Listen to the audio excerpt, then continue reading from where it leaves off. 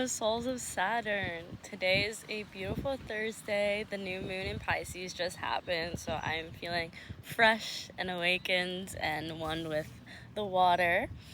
Today I really want to talk about pessimism, anxiety, fear, this dark realm we often enter, especially when in anticipation for something happening.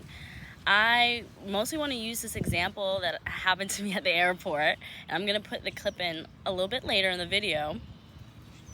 But have you ever caught yourself preparing for something to go wrong before anything has ever happened, like rehearsing disappointment just in case life doesn't go your way?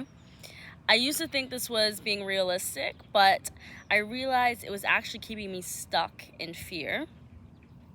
So this experience at the airport happened, and it changed my perspective on how to handle things and my fear. I think pessimism can feel like protection, like if we're expect the worst, we won't be hurt as badly. But what if constantly preparing for pain is what keeps us energetically tied to it? Today I want to talk about how this mindset is harmful, not just mentally but spiritually, and how we can start releasing it. Okay, I am here at the airport now. It was very, very stressful. And it's also just really awkward sitting here with a bunch of people filming, but I need to record this because I don't think this is something that's like, I think a lot of people experience the airport crazies, canceled flight delays, and I think this is a great example about resistance. So I knew that this was gonna happen, and not like in a psychic way, but just new airline, new airport. Being the type of person I am, I was pessimistic about it. I was planning for that worst case scenario, and planning for the worst case scenario might have helped me, maybe my mind prepare, but really all it did was help prepare me for the script that I was going to live out. And it did feel in the moment that I was experiencing all this, but at the same time, I had already experienced this all in my head because I had felt that this was going to happen and I had played it out in my head. So in that moment, I was an actor with a script. My point being, in that moment, I was not really an experiencer, it was an illusion. I was really living out the script that I had pre-made. And, as somebody who co-creates the reality, that's your prerogative and that's what you want to do. But what happened was just absolute anxiety. I had to take something for my anxiety, had to go in the bathroom and cry about my canceled flight and the money I was going to have to spend to get a flight today. It was very stressful, and that's reasonable and all, but I can't help but now reflect what would have happened if I didn't prepare? What would have happened if I wasn't so pessimistic? An opposite example is I'm a really anxious driver. I hate driving to Orlando because there's usually a lot of bridges, a lot of lanes, and I had prepared for that stress. I absolutely was prepared for it mentally, lived that out in my head. And I think it's something innate that we do as humans. It's natural, but it's something that we can course correct. What actually happened was I had a nice drive. It took us a different route on the turnpike, so there was no big bridges, and it was a great drive. So uncertainty can be difficult, but we can't plan for everything, and that's when we have to lean into divine timing. Like, my divine timing was not the flight that got canceled. If it was, I would be on it. So I now am here thinking, I have a new flight, it's booked. There might be a storm, it could get canceled. If I were to do what I usually do and what I did yesterday, I would start preparing for that worst case scenario of if my flight got canceled. How stressed would I be? How would I react to that stress? What am I gonna do to manage my stress? And that can feel spiritual in a sense, like if you're doing things like meditation and breath work to manage your stress.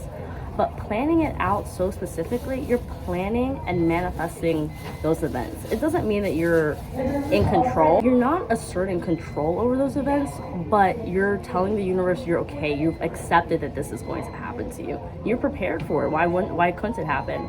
So my new change in perspective after the last hour or two of stress is not preparing for this flight to be canceled, not preparing for maybe having to stay the night, and just living my day in the airport and seeing what happens and being open to whatever the universe holds.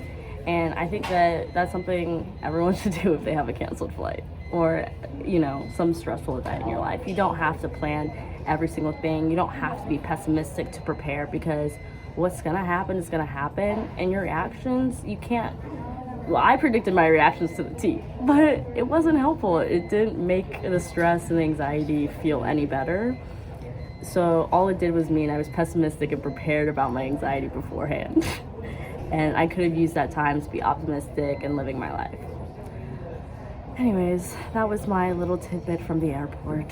I definitely believe that there's a difference between being aware and living in anticipation for suffering. In this example, I definitely was going through my head and just imagining the worst case scenarios, feeling the anxiety. I wrote the script and I lived it to the T.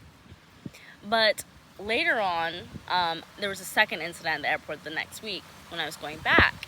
And between the first incident and the second, I did have a perspective change, and I started to do these mantras. I do not need to prepare for pain. The universe does not need my fear to unfold. And it definitely changed because I'll tell you the story. Me and my friend got up at 6 in the morning to go to the flight. The city had 2 airports, and it was my understanding that we were going to the same one. I didn't double check the Uber. Luckily, we were there early, but I get to the airport and I can't find Frontier, and I go and I ask the security guard, I'm like, where's Frontier? And he's like, confused. He's like, let me see your boarding pass. And he's like, are you sure this is your for real boarding pass? And I was like, yeah. And he tells me, you're at the wrong airport. Heart drops. But it was immediately different. I felt that inner preparedness for the worst case scenario. It was still a stream underneath, and I immediately tuned in. But I wasn't energetically tied to it anymore. I used what I can from that energy pool, and I acted differently. So I ordered the Uber, I called my friend, and I felt no anxiety. And I was gonna get there 15 minutes before boarding starts. A new airport I had never been to. I don't know how long the lines were, but I just knew that if I followed this path, life would unfold, and I would just take whatever consequences. It wasn't mine to take yet because I live in the present moment. And that was a huge shift for me. My main point really is there's a difference between being aware and living in anticipation and suffering. And I think we live in a world, we're not meant to see all of it.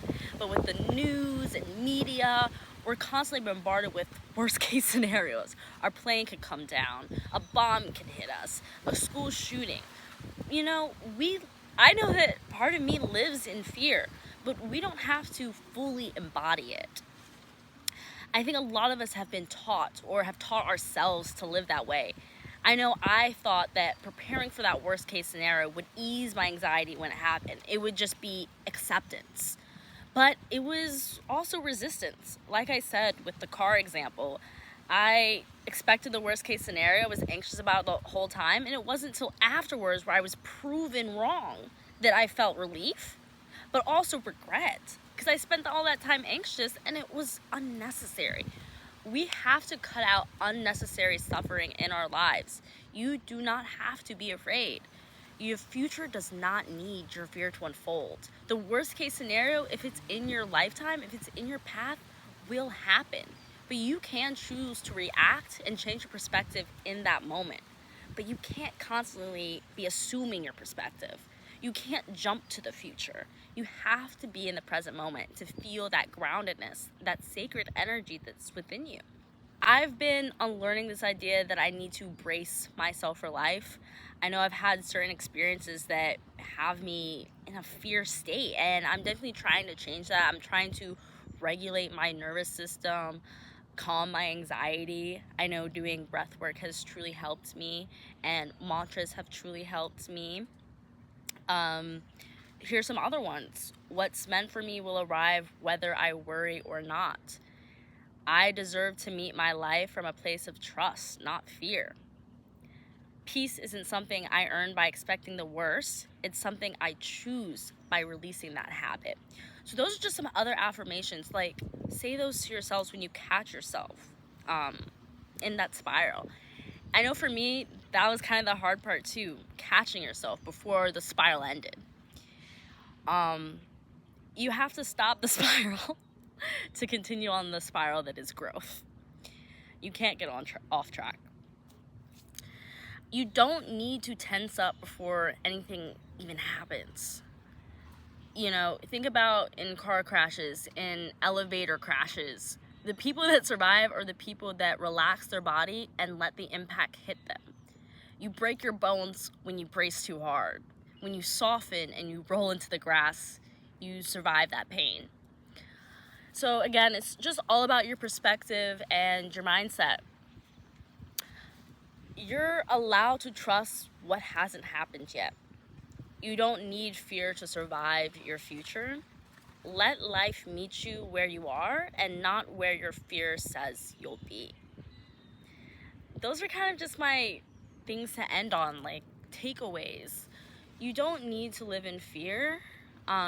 You can release it, and the universe doesn't need to prove anything to you. Good things will happen or bad things will happen. Unfortunately, a lot of it isn't up to us. So we have to take those moments where we can choose good, when we can choose hope, and embody them to our fullest extent. Thank you for listening to this video. I hope you enjoyed. I lost my shoe. I'm covered in mud in an all-white outfit. Be careful of your whimsy.